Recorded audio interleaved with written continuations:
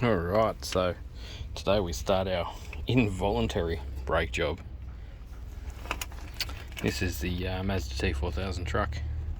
Didn't know the brakes were anywhere near this bad. They just started getting a bit slow. The actual linings are completely broken. Huge cracks in them. Bearings good, look at that. Geez, they run nice big bearings. Look at the rest of it. In fairness, I've only ever adjusted them once and never had an issue otherwise. But I was trying to get some adjustment on them to get them to drag, and they wouldn't drag. Yeah, it all seems to make sense now. So first thing we're going to do is get this clean so we can work on it. So I have no desire to have that crap all over me. What I reckon's happened, I reckon that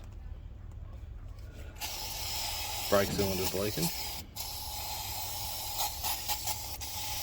Which is okay, because I've got a new one, which I bought to do the back a long time ago. I'm gonna give this all a good soak. So this is a, oh look at that. Yuck.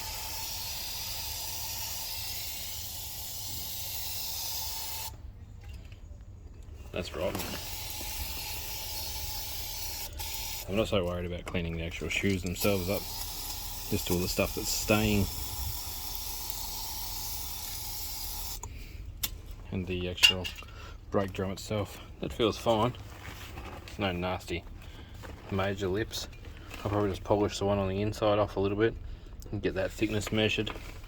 My mate can do that for me, and yeah, I better get some pads ordered. Some shoes, brake shoes. Get them here and get the other side apart as well. And yeah, looks like we're doing a brake job, guys.